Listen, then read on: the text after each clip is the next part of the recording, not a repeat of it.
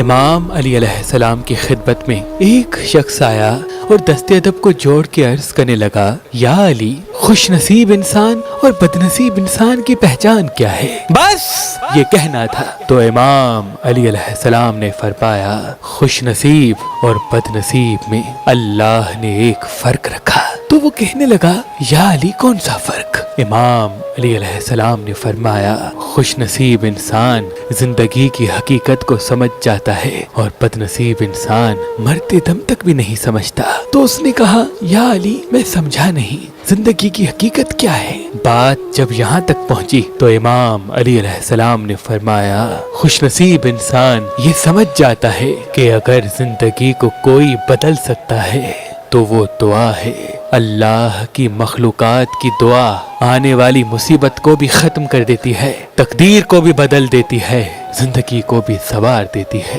خوش نصیب انسان اللہ کی مخلوقات کو خوش کرنے میں لگ جاتا ہے اور بار بار اللہ کی مخلوقات سے یہ چاہتا ہے کہ وہ میرے لیے دعا کرے، اور بد نصیب انسان اللہ کی مخلوقات پہ ظلم کرتا ہے، صرف اپنی نفس کی خواہشات کے پیچھے بھاگتا رہتا ہے۔ اسے یہ علم ہی نہیں ہوتا کہ جتنا وہ نفس کی خواہشات کے پیچھے بھاگے گا اتنا ہی وہ زندگی میں صرف بھاگتا رہے گا، اتنا ہی وہ زندگی میں صرف بھاگتا رہے گا۔ اگر پڑھی لکھی لڑکی چاہیے یا گاؤں دیہات کی، یا آپ طلاق یافتہ ہیں اور دوسری شادی کرنا چاہتے ہیں، اب پریشان ہونے کی کوئی ضرورت نہیں۔ اللہ کے کرم سے ہمارے پاس پاکستان سے باہر اور پاکستان میں بھی مختلف مسلک اور مذہب کے رشتے موجود ہیں۔ تو ابھی ہماری ویب سائٹ مہربان.com پہ آئیں، شادی کا فارم فل کریں اور اپنے لیے ایک اچھا رشتہ حاصل کریں۔ آپ اپنے لیے ایک اچھا رشتہ ہماری اپلیکیشن مہربان علی، جو گوگل پلے اسٹور اور آئی فون ایپ اسٹور پہ موجود ہے، ان سے بھی حاصل کر سکتے ہیں۔ مزید معلومات کے لیے